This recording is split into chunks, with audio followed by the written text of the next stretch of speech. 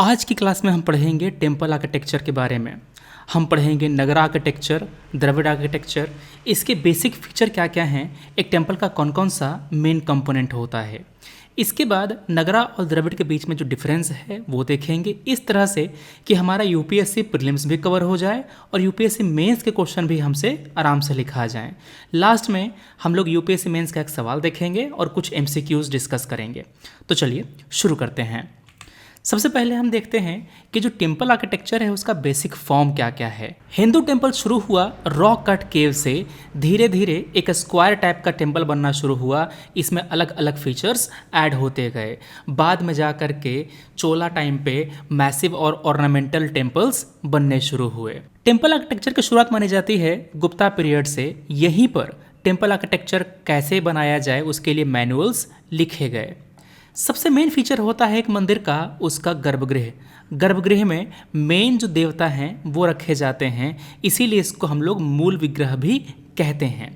इसका single entrance होता है, कोई खिड़की नहीं होता। इसको एक वुम्ब की तरह, एक कोख की तरह मानते हैं। इसी में देवी देवता मेन जो डेटी है वो रहते हैं। इसको इंटायर टेम्पल का एक्सेस माना जाता है। इस गर्भगृह के ऊपर जो स्ट्रक्चर होता है इसको हम लोग नॉर्थ इंडिया में शिखर बोलते हैं और साउथ इंडिया में विमान बोलते हैं। दोनों में अंतर ये है कि शिखर ये कर्विलीनियर होता है, ये कर्व में जाता है, देखो इस तरह से ये अंदर की ओर मुड़ता है। मगर जो विमान होता है वो पिरामिड की तरह स्टेप बाय स्टेप ऊपर की ओर चढ़ता है। तो ये मेन डिफरेंस है शिखर और विमान में। ये गर्भगृह के ऊपर मेन टावर होता है। नॉर्थ इंडिया में इसको शिखर बोलते हैं, साउथ इंडिया में इसको विमान कहते हैं। और जो वेसारा स्टाइल होता है उसमें दोनों का मिक्स पाया जाता है। तीसरा मेन फीचर है इस टेम्पल का अमालक, कलश। जब टेम्पल पर कलश बैठ जाता है तो ये मानते हैं कि टेम्पल का कंस्ट्रक्शन पूरा हो गया। ये कलश फर्टिलिटी और एबंडेंस का भी सिंबल है। इसीलिए आप देखते हैं कि घर में जब कोई नई वर वधू आती हैं तो जब दरवाजे से एंटर करती है ना तो कलश को गिराती हैं। तो ये फर्टिलिटी और एबंडेंस का सिंबल है। अब आती है बात मंडप की। जैसे ही गर्भगृह से बाहर निकलते हैं तो मंडप होता है। इस मंडप में गैदरिंग्स होती हैं, अलग अलग कीर्तन्स, रिचुअल्स, ये सब इसी मंडप में होते हैं। जनरली ये एक पिलर्ड हॉल होता है, इसमें पिलर बने हुए होते हैं। देखो ये है मंडप। और गर्भगृह और मंडप को जोड़ने वाला जो जगह होता है उसको हम अंतराल कहते हैं। गर्भगृह और मंडप को जोड़ने वाला जो एरिया होता है इसको हम लोग अंतराल कहते हैं। मंदिर के बाहर मेन देवी देवता का वाहन होता है। जैसे कि महादेव के केस में नंदी होते हैं, तो ये वाहन होता है किसी टेम्पल के मेन देवता का। जब बाहर की ओर जाते हैं तो जो तोरण होता है या गोपुरम है वो देखने को मिलता है। तोरण मिलता है हमारे नॉर्थ इंडिया में और गोपुरम मिलते हैं साउथ इंडिया में, द्रविड़ आर्किटेक्चर में। जैसे ही हम किसी टेम्पल में घुसते हैं तो हमको द्वार पर नॉर्थ इंडिया में यमुना, गंगा, इसकी देवी पाई जाती हैं और साउथ इंडिया में द्रविड़ आर्किटेक्चर में जो भीमकाय द्वारपाल हैं वो पाए जाते हैं। इसके साथ साथ इस गर्भगृह का चक्कर काटने के लिए चारों तरफ प्रदक्षिणा पथ होता है। ये प्रदक्षिणा पथ आपको स्तूपा में भी देखने को मिलता है। मगर ये जो प्रदक्षिणा पथ है वो हर टेम्पल में नहीं होता। जनरली जो लार्ज टेम्पल होते हैं वहीं पर हमको ये पथ देखने को मिलता है। अब आते हैं बात एंट्रेंस गेटवे की। तो नगरा स्टाइल में ये जो एंट्रेंस गेटवे है उसको हम कहते हैं तोरण। इस तरह का तोरण होता है। और साउथ इंडिया में द्रविड़ आर्किटेक्चर में इसको हम कहते हैं गोपुरम। ये एक मोन्यूमेंटल टावर की तरह होता है ना। और जो गोपुरम होता है वहाँ पर द्वारपाल रक्षा कर रहे होते हैं मंदिर की। अब आती है बात कि ये जो प्लेटफॉर्म होता है ना उसके बारे में। इसको जगती कहते हैं, इसको जगती कहते हैं।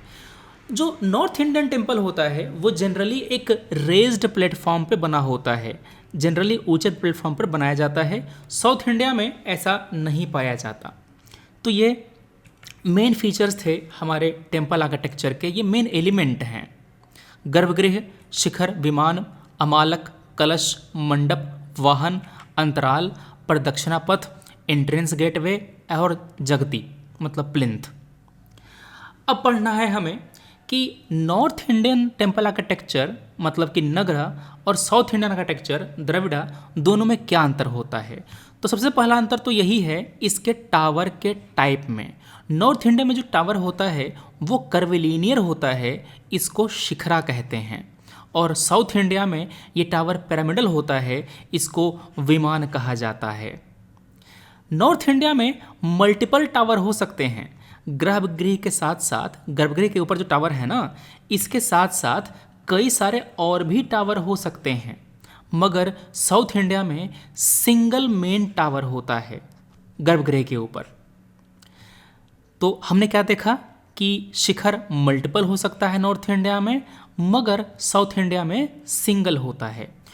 जो द्वार होता है, गेटवे होता है, वो साउथ इंडिया में डोमिनेंट होता है, गोपुरम वहाँ पर डोमिनेंट होता है, मगर हमारे यहाँ शिखर सबसे मेन चीज़ है टेम्पल आर्किटेक्चर का। अब आती है बात गेटवे की। नॉर्थ इंडिया में गेटवे सिंपल होते हैं, छोटे छोटे तोरण होते हैं, मगर साउथ इंडिया में ये गेटवे बहुत ही बड़े होते हैं, गोपुरम कहलाते हैं। ओके, गेट पे नॉर्थ इंडिया में गंगा यमुना के स्कल्पचर्स मिलते हैं, मगर साउथ इंडिया में द्वारपाल रक्षा कर रहे होते हैं। बाउंड्री वॉल ये हमको देखने को मिलता है मेनली साउथ इंडियन टेम्पल में। होता क्या था, साउथ इंडिया में कल्चर ये रहा है कि पहले एक टेम्पल बनाया जाता है, उसी टेम्पल के चारों तरफ जो शहर है, जो नगर है, वो बसे हुए होते हैं, है ना। पूरा जो इकोनॉमी है, सोसाइटी है, वो उस टेम्पल के अराउंड ही बसा हुआ होता है। इसीलिए हम ये पाते हैं कि जो साउथ इंडियन टेम्पल है उसमें बीच का जो स्ट्रक्चर होता है ना, वो सबसे पुराना होता है। जैसे जैसे आप बीच के स्ट्रक्चर से दूर जाते जाएंगे, मतलब कि यहाँ पर कुछ बना रहेगा ना, ये सब नया नया ऐड किया रहता है। ओके, तो क्योंकि वहाँ पर एवोल्यूशन ही इस तरह से हुआ है। बीच में सबसे पहले मंदिर बन गया, उसी के अराउंड दूसरे मंदिर बनाए गए। नगरा टेम्पल जो होता है वो रेस्ट प्लेटफॉर्म पर बनाया गया होता है, साउथ इंडिया में जनरली वो ग्राउंड लेवल पर होते हैं। नगरा में ये देवी देवता प्रायः मंदिर के अंदर गर्भगृह में होते हैं, मगर साउथ इंडिया में कभी कभी वो मंदिर के बाहर भी होते हैं। अब नगरा में ये देखते हैं कि जो शिखर होता है वो सबसे टॉलेस्ट होता है, इसीलिए ये शिखर नॉर्दर्न टेम्पल का सबसे डोमिनेंट फीचर होता है। मगर द्रविड़ टेम्पल में गोपुरम सबसे बड़ा होता है, सबसे टॉल होता है, विमान से भी टॉल होता है, इसी कारण से गोपुरम वहाँ का डोमिनेंट स्ट्रक्चर माना जाता है। नॉर्दर्न टेम्पल मेनली सैंडस्टोन और ग्रेनाइट से मिलकर बना हुआ होता है, जो रीजन बाय रीजन वेरी करता है, जहाँ पर जिस तरह का मटेरियल मिला वैसा मटेरियल लगाया गया। मगर south Indian temple mainly granite के बने होते हैं। उदाहरण है नॉर्थ इंडियन टेम्पल का खजुराहो, कोणार्क का सन टेम्पल, लिंगराज टेम्पल। मगर द्रविड़ का एग्जाम्पल है बृहदेश्वर टेम्पल, मीनाक्षी टेम्पल और शोर टेम्पल। यूपी से क्वेश्चन पूछ सकता है आपसे इन मंदिर में पाए जाने वाले म्यूरल पेंटिंग्स के बारे में भी। म्यूरल पेंटिंग वो पेंटिंग होती है जो मंदिर की दीवारों पर, वॉल्स पर बनाए जाते हैं। तो यूपी से क्वेश्चन पूछ सकता है आपसे कि इनमें से कौन कौन सा मंदिर है जहाँ पर वॉल पे पेंटिंग देखने को मिलती है। तो जैसे कि लेपाक्षी टेम्पल है एक, वहाँ पर इस तरह के फीचर देखने को मिलते हैं। साथ साथ में बहुत सारे जो केव्स हैं, जैसे कि अजंता केव है, तो यहाँ पर म्यूरल देखने को मिलता है। तो ये हो गया मेन डिफरेंस हमारे नगरा और द्रविड़ आर्किटेक्चर का।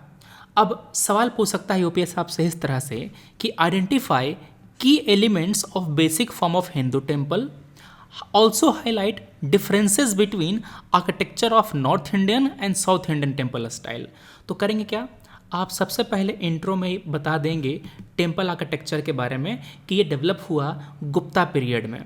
इसके मेन फीचर्स क्या क्या हैं, आप बॉडी का जो पहला पार्ट है ना वहाँ पर बता देंगे कि की एलिमेंट्स ये हैं। यहाँ पर आप 1 2 3 4 करके लिख देंगे और एक डायग्राम जरूर बनाना, ये बहुत ज़रूरी है। अब आते हैं बात बॉडी के सेकंड पार्ट की, जो होता है डिफरेंस हमेशा इसी तरीके से लिखना। यहाँ पर आप बताएंगे कि आप किस पैरामीटर की बात कर रहे हैं। तो जो डिफरेंस लिखने का जो तरीका होता है वो ये होता है कि आप 3 कॉलम बनाएंगे।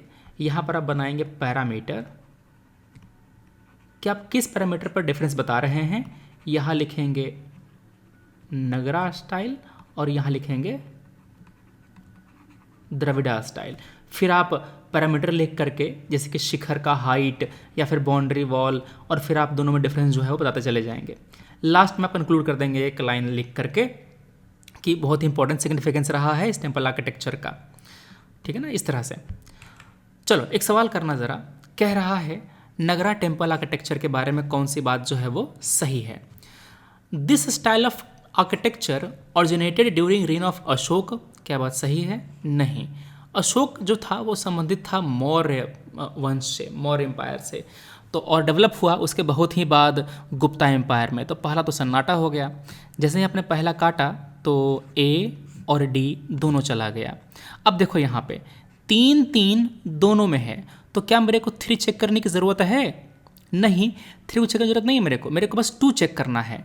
अगर 2 सही होगा तो मेरा आंसर बी आएगा, गलत होगा तो मेरा आंसर सी आएगा। Temple is enclosed within a compound, तो जो कंपाउंड वॉल के अंदर टेम्पल होता है वो द्रविड़ा का फीचर है, द्रविड़ा का फीचर है, न कि नगरा का।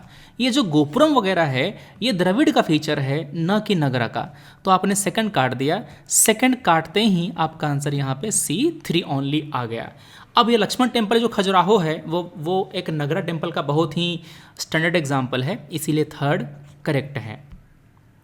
एक क्वेश्चन और देखते हैं, कह रहा है unlike Nagara temple Dravida temple is enclosed within a compound wall. बिल्कुल सही है, द्रविड़ टेम्पल वॉल के अंदर जनरली होते हैं।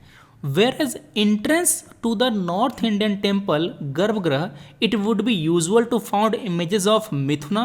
देखो नॉर्थ इंडियन टेम्पल में नदी की देवी, मिथुन, ये सब पाए जाते हैं एंट्रेंस पे, मगर साउथ इंडिया में क्या होता है, द्वारपाल पाए जाते हैं। तो सेकंड भी सही है, पहला तो सही था ही। साउथ इंडियन टेम्पल में ये पाया जाता है कि जो आउटर मोस्ट पार्ट है वो न्यूएस्ट है। मैंने बताया ना अभी कि टेम्पल मिनरली शुरू होता था, उसके आसपास फीचर ऐड किए जाते थे, इसीलिए जो सबसे आउटर वाला होता है वो न्यू फीचर होता है। जैसे कि एक टेम्पल बना दिया, उसके अराउंड छोटे छोटे टेम्पल बना दिए, तो ये जो टेम्पल बना हुआ है ना नया, ये वाला बाहर वाला, वो नया होता है। जो टावर सेंटर में होता है वो सबसे ओल्डेस्ट होता है। तो थर्ड जो है वो करेक्ट है, 1, 2 and 3, D is the correct answer. तो ये बातें हो गई हमारी आज की। हमने पढ़ा टेम्पल आर्किटेक्चर के बारे में, इसके बेसिक कंपोनेंट्स कौन कौन से हैं और क्या डिफरेंस है नॉर्थ और साउथ टेम्पल आर्किटेक्चर स्टाइल का। ओके, हम मिलते हैं नेक्स्ट क्लास में। हाँ, एक मिनट आपके आंसर को तो मैं भूल ही गया, कैसे बाद में कैसे, अभी देखो मैंने आपके आंसर को देखा, मैंने ये पाया कि आपका स्ट्रक्चर सही ही है, बस बात होती है थोड़े से जो कंटेंट में शार्पनेस की, है ना। तो वो लिखते लिखते आएगा। जैसे कि तुमने डायग्राम बड़ा अच्छा बनाया है, ये डायग्राम अच्छा है, ये डायग्राम भी बढ़िया है। तुमने नॉर्थ इंडिया थोड़ा दोनों को बता दिया कि यहाँ पर किस तरह से विमान होता है, किस तरह से यहाँ पर शिखरा होता है, ठीक है ना। तो बाकी जो लोग हैं उन्होंने भी अच्छा बनाया है डायग्राम और अच्छे से लिखा है, इन्होंने टेबल बना कर शो किया है, तो ठीक है। अब बात यह है ना कि जो कंटेंट में शार्पनेस होती है वो लिखते लिखते आएगा, वो एक दो दिन की बात नहीं है। मेन जो चीज़ ये है कि तुमने क्वेश्चन का स्ट्रक्चर अच्छा बनाया है, मतलब पकड़ा है, तो ये अच्छी बात है, ठीक है। चलो फिर हम मिलते हैं नेक्स्ट क्लास में। Thanks for watching, take care, जय हिंद।